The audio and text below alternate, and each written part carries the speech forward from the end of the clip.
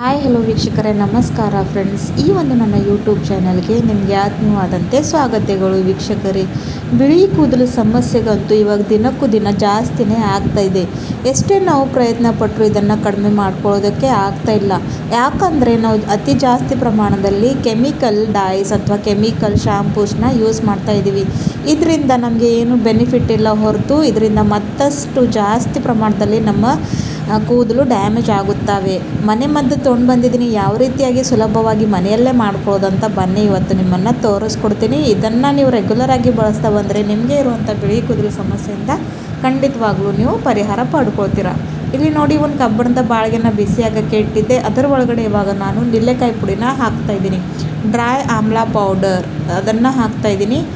ವೀಕ್ಷಕರೇ, ನಿಲ್ಲೆಕಾಯಿ ಪುಡಿಯಲ್ಲಿ ವೈಟಮಿನ್ ಜಾಸ್ತಿ ಪ್ರಮಾಣದಲ್ಲಿ ಇರುತ್ತೆ ಹಾಗೂ ಕೂದಲನ್ನ ಕರಿಕಪ್ಪು ಬಣ್ಣಕ್ಕೆ ತಿರುಗಿಸೋ ಸಲುವಾಗಿ ಇದು ಒಂದು ಬೆಸ್ಟ್ ಆದಂಥ ಹರ್ಬ್ ಇದೆ. ಹಾಗಾಗಿ ನೋಡಿ, ಇಲ್ಲಿ ನಾನು 1 ಸ್ಪೂನಷ್ಟು ಏನಂದರೆ ನಿಲ್ಲೆಕಾಯಿ ಪುಡಿನ ಹಾಕ್ಕೊಂಡಿದ್ದೀನಿ. ನೆಕ್ಸ್ಟ್ ವೀಕ್ಷಕರೇ, ಇಲ್ಲಿ ನಾನು ಹಾಕ್ತಾ ಇರೋವಂಥದ್ದು ಏನಂದರೆ ಅದು ಶಿಕಾಕಾಯಿ ಪೌಡರ್. ವೀಕ್ಷಕರೇ, ಶಿಕಾಕಾಯಿ ನೋಡಿದ್ರೆ ಹಳೆ ಕಾಲದಲ್ಲಿ ಜಾಸ್ತಿ ಪ್ರಮಾಣದಲ್ಲಿ ಇದನ್ನು ನಾವು ಯೂಸ್ ಮಾಡ್ತಾ ಇದ್ದೀವಿ. ಹಾಗಾಗಿ ಇಲ್ಲಿ ಕೂಡ ನಾನು ಶಿಕಾಕಾಯಿನ ಹಾಕ್ಕೊಂಡಿದ್ದೀನಿ. ಆಮೇಲೆ ನಾನಿಲ್ಲಿ ಹಿಬಿಸ್ಕಸ್ ಅಂದರೆ ದಾಸವಾಳ ಹೂವಿನ ಪುಡಿ ಅದು ಸಹ ಹಾಕ್ಕೊಂಡಿದ್ದೀನಿ. ನೆಕ್ಸ್ಟ್ ನಾನು 1 ಟೇಬಲ್ ಸ್ಪೂನಷ್ಟು ಪ್ಯೂರ್ ಹೆನ್ನಾ ಲೀವ್ಸ್ ಪೌಡರ್ನ ಹಾಕ್ಕೊಂಡಿದ್ದೀನಿ. ನೋಡಿ, ಇಲ್ಲಿ ಹಾಕ್ಕೊಂಡಿರೋಂಥ ಪ್ರತಿಯೊಂದು ವಸ್ತು ನಾನು ಆರ್ಗ್ಯಾನಿಕೇ ಇದೆ. ಇದು ನಿಮಗೆ ಯಾವುದೇ ಒಂದು ಆಯುರ್ವೇದಿಕ್ ಶಾಪ್ನಲ್ಲಿ ಅಥವಾ ಆನ್ಲೈನ್ ಈಸಿಯಾಗಿ ಇದನ್ನು ನೀವು ಪಡ್ಕೊಳ್ಬೋದು. ತುಂಬಾ ಬೆನಿಫಿಟ್ ಕೊಡುವಂಥ ಈ ಒಂದು ರೆಮಿಡಿ ಇದೆ. ನೋಡಿ, ಮೆಹಂದಿ ಬರೀ ಕೂದಲಿಗೆ ಹಚ್ಕೊಳ್ಳೋದು ಇಲ್ಲದೆ ಕೂದಲನ್ನ ಸಾಫ್ಟ್ ಮಾಡೋದಕ್ಕೆ ಕೂಡ ಹೆಲ್ಪ್ ಮಾಡುತ್ತೆ.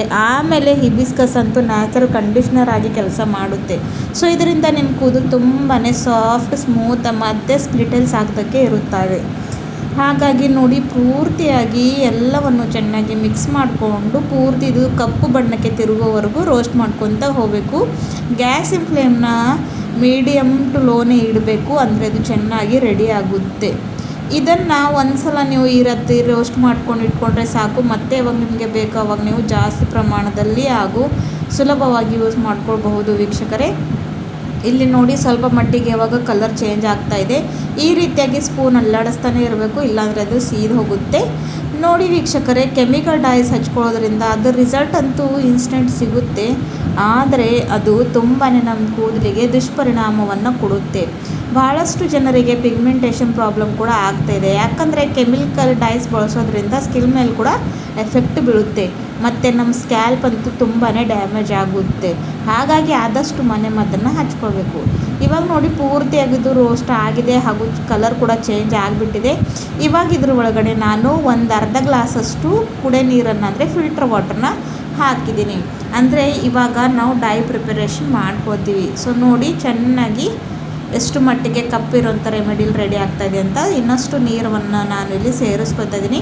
ಇಲ್ಲಿ ನೀವು ಕ್ವಾಂಟಿಟಿ ವೀಕ್ಷಕರೇ ನಿಮ್ಮ ಪ್ರಕಾರ ಕಡಿಮೆ ಜಾಸ್ತಿ ನೋಡಿಕೊಂಡು ಮಾಡ್ಕೊಳ್ಬಹುದು. ಇಲ್ಲಿ ನೋಡಿ, ಇವಾಗ ಇದು ಚೆನ್ನಾಗಿ ಬಾಯ್ಲ್ ಆಗ್ತಾಯಿದೆ. ಇದ್ರ ಒಳಗಡೆ ಇನ್ನೊಂದು ಇಂಗ್ರೀಡಿಯೆಂಟ್ ಹಾಕ್ತಾಯಿದ್ದೀನಿ ವೀಕ್ಷಕರೇ. ಅದು ಬಂದು ನಾನಿಲ್ಲಿ ಹಾಕ್ತಾ ಇರುವಂಥದ್ದು ಕಲೋಂಜಿ ಪುಡಿ.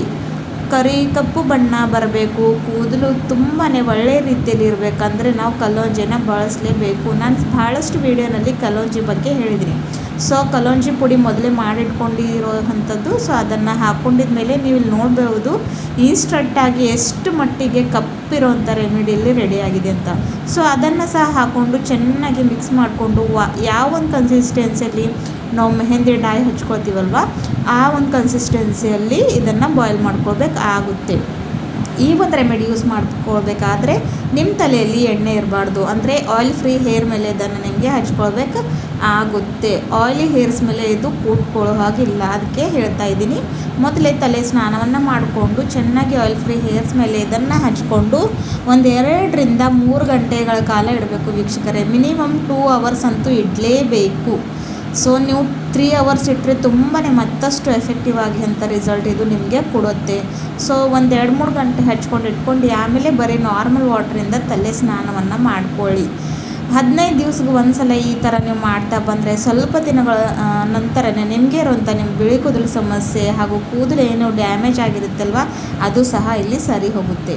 ಇವಾಗ ನೋಡಿ ಇದು ಚೆನ್ನಾಗಿ ಬಾಯ್ಲ್ ಆಗ್ತಾಯಿದೆ. ಈ ಒಂದು ಸ್ಟೇಜ್ನಲ್ಲಿ ಇವಾಗ ನಾನೇನು ಮಾಡ್ತೀನಿ ವೀಕ್ಷಕರೇ ಅಂದರೆ ನೋಡಿ ಇದು ರೆಡಿ ಆಗಿಬಿಟ್ಟಿದೆ. ನೀವು ನೋಡ್ದಂಗೆ ಗಟ್ಟಿ ಆಗಿದೆ. ಸೊ ಜಸ್ಟ್ ಇದನ್ನು ಚೆನ್ನಾಗಿ ಮಿಕ್ಸ್ ಮಾಡ್ಕೋಬೇಕು. ಹಾಗೂ ಈ ಒಂದು ಸ್ಟೇಜ್ನಲ್ಲಿ ಇವಾಗ ನಾನು ಏನು ಮಾಡ್ತೀನಿ ಅಂದರೆ ಮಿಕ್ಸ್ ಮಾಡಿಕೊಂಡು ಗ್ಯಾಸಿನ ಫ್ಲೇಮ್ನ ಆಫ್ ಮಾಡ್ಕೋತೀನಿ. ಸೊ ಆಫ್ ಮಾಡ್ಕೊಂಡಿದ್ದಾದಮೇಲೆ ಯಾವ ರೀತಿಯಾಗಿ ಅಂತ ನಿಮಗೆ ತೋರಿಸ್ತೀನಿ ನೋಡಿ. ಚೆನ್ನಾಗಿ ಈ ರೀತಿಯಾಗಿ ಮಿಕ್ಸ್ ಮಾಡ್ಕೋಬೇಕು. ಸೊ ಒಂದು ಅರ್ಧ ಗಂಟೆ ಇದನ್ನು ನಾನು ರೆಸ್ಟ್ ಆಗೋಕ್ಕೆ ಬಿಡ್ತೀನಿ, ಅಂದರೆ ಇದು ತಣ್ಣಗಾಗುತ್ತೆ. ಸೊ ಆಮೇಲೆ ನಿಮಗೆ ತೋರಿಸ್ತೀನಿ. ಇಲ್ಲಿ ನೋಡಿ ಎಷ್ಟು ಕಪ್ಪಿರುವಂಥ ಬಣ್ಣ ರೆಡಿ ಆಗಿರೋದು ಅಂತ. ಜಸ್ಟ್ ಹಾಫ್ ಆನ್ ಅವರ್ ನಾನು ಇದನ್ನು ಬಿಟ್ಟಿದ್ದೆ. ಸೊ ಇದನ್ನು ಹಚ್ಕೊಂಡು ಒಂದು 2 ರಿಂದ 3 ಗಂಟೆಗಳ ಕಾಲ ಇಟ್ಕೊಂಡು ನಾರ್ಮಲ್ ವಾಟ್ರಿಂದ ತಲೆ ಸ್ನಾನವನ್ನು ಮಾಡ್ಕೊಳ್ಳಿ. ಬೆಸ್ಟ್ ಆದಂಥ ರಿಸಲ್ಟ್ನ ಪಡ್ಕೋತೀರ. ನಿಮ್ಮ ಫ್ರೆಂಡ್ಸ್ ಫ್ಯಾಮಿಲಿಯಲ್ಲಿ ಯಾರಿಗೂ ಬಿಳಿ ಕೂದಲು ಸಮಸ್ಯೆ ಇದೆ ಅವ್ರಿಗೂ ಕೂಡ ಶೇರ್ ಮಾಡಿ. ಮತ್ತು ವಿಡಿಯೋ ಇಷ್ಟ ಆದರೆ ನನ್ನ ಚಾನಲಲ್ಲಿ ಲೈಕ್ ಮಾಡಿ, ಸಬ್ಸ್ಕ್ರೈಬ್ ಮಾಡಿ. ಇದೇ ರೀತಿಯಾದಂಥ ಹೋಮ್ ರೆಮಿಡೀಸ್ ನೋಡೋಕ್ಕೆ ನನ್ನ ಈ ಒಂದು ಚಾನಲ್ನ ಫಾಲೋ ಮಾಡಿಬಿಡಿ ವೀಕ್ಷಕರೇ. ಮತ್ತೆ ಸಿಗೋಣ ಮುಂದಿನ ವಿಡಿಯೋದಲ್ಲಿ ಮತ್ತೊಂದು ನ್ಯಾಚುರಲ್ ಆದಂಥ ರೆಮಿಡಿ ಜೊತೆ. ಪೂರ್ತಿ ವಿಡಿಯೋ ನೋಡಿದ್ದಕ್ಕೆ ಧನ್ಯವಾದಗಳು. Bye bye. Thank you.